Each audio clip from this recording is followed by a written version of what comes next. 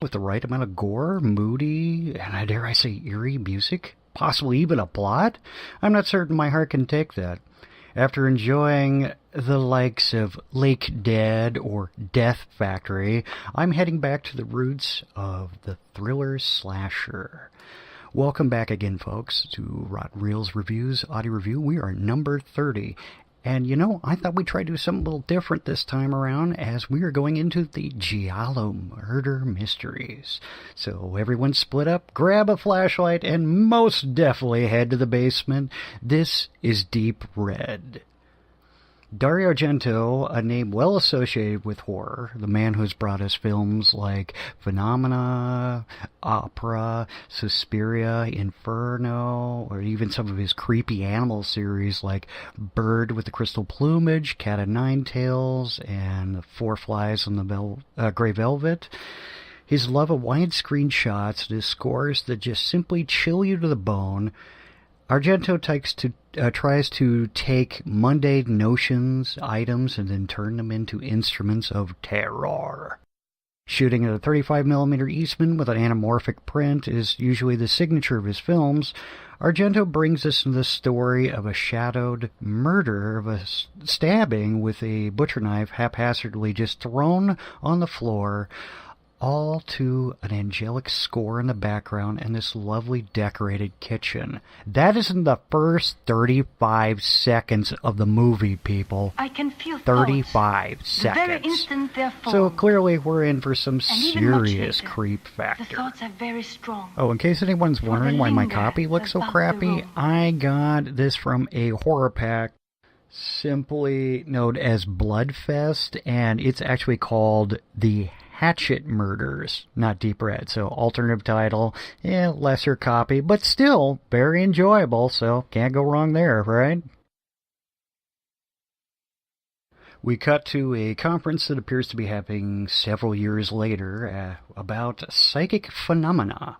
Helga, the lead medium, announces to the room of hundreds that she can sense murder on one of the attendees' minds, but she doesn't seem to be able to focus past this terrifying amount of rage and confusion within this mind to pinpoint the person exactly. After being assured by several members of the staff in question that she is sent back home to rest, relax, and prepare for the further conferences. Meanwhile, English pianist Marcus Daly, David Hemmings, Blow Up, The Wind of Change, Home Tonight, Barbarella, and Waking the Dead. Yes, I did say pianist.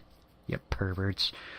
Proceeds to chit-chat with a buddy of his who didn't rank as high in the orchestra. They're apparently having a few drinks and kind of celebration. As he no sooner sees him off, he looks right above to witness his neighbor, Helga, being butchered. Helga, Machera Mella of The Last Stop on the Night Train, Chinese in Paris, and The Peaceful Age, is butchered. It's the only way to describe it. He runs upstairs to, save her, confront the potential murderer. It was kind of nuts, but, hey, props to him for having the balls to do it. The police, of course, take down his statement with all the enthusiasm of a crop circle report. They just kind of sneer and they look at it and they realize they're dealing with an obsessed psycho, or perhaps this was a spree murder. They really don't have any input whatsoever. So Marcus tries to put this out of his head and continue on his composure that he's working on. Meanwhile, he can't help but keep replaying everything that he saw back in his head, over and over again.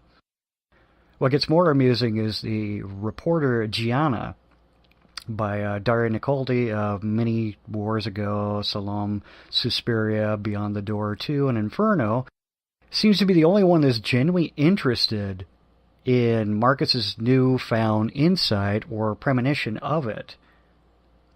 As the two seem to form this unlikely partnership in order to find out where the killer will strike next, or even if he or she will go after Marcus.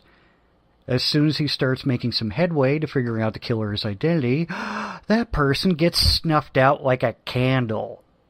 No, seriously, the killer seems to know exactly where his or her personal snitch is and offs them. Like, it's just nothing. It's like a chore. From the technical aspect, you have an assortment of close-ups, faraway pans, and they basically encompass the whole scope of the film. There's some great dolly track work and well-timed and well-placed jump scares, and it's not overtly reliant on it. Yeah, I'm talking to you, Millennium Films. Get a clue. Now, for this not being your atypical slasher film, and you happen to be the one who enjoys gore, blood, jiggly girls dying left and right, let me just give you the highlights. This takes its time. It unfolds a story.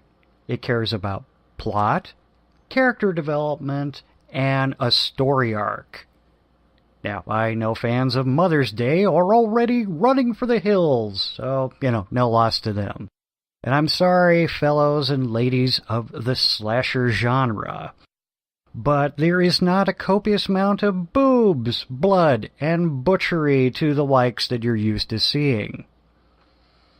Once again, being this is an Argento series, Goblin, the rather unusual kind of new wave / metal band, is basically hitting this bizarre movie with an array of instruments, giving it pretty much the foreground of the movie. I mean, honestly, at the end of the day, I was so blown away by the orchestral music and where it was subtly timed that it really is the essence of the film. Given this being the late 70s, this is actually a mixture of funk and punk, so you can enjoy that, along with some pipe organ, some low guitar and bass riffs. At some points, it kind of sounds like a cross between Carpenter's Halloween and a little bit of Romero's Dawn of the Dead, kind of like a hybrid of the two. But, not enough that would bring you up on charges. So if you're into a good old-fashioned thriller with, again, a fair amount of gore, you're not setting the kids in front of this, okay? So there is blood a-spewing. But once again, Argento simply delivers. And remember, folks, if you have any suggestions, comments, let me know. What do you think of this recording? Hey, am I improving in my editing? I need some input, so hit me up in the comments section, catch me on Facebook under Rotten Reelz Reviews. Maybe you can suggest something horrible for Deshaun to watch. Let's see. Probably some of the latter Mission Impossible movies. I'm sure he'd love to see Tom Cruise's well-toned ass running up and down and screaming a lot. That being said, I am done, and you have a good one.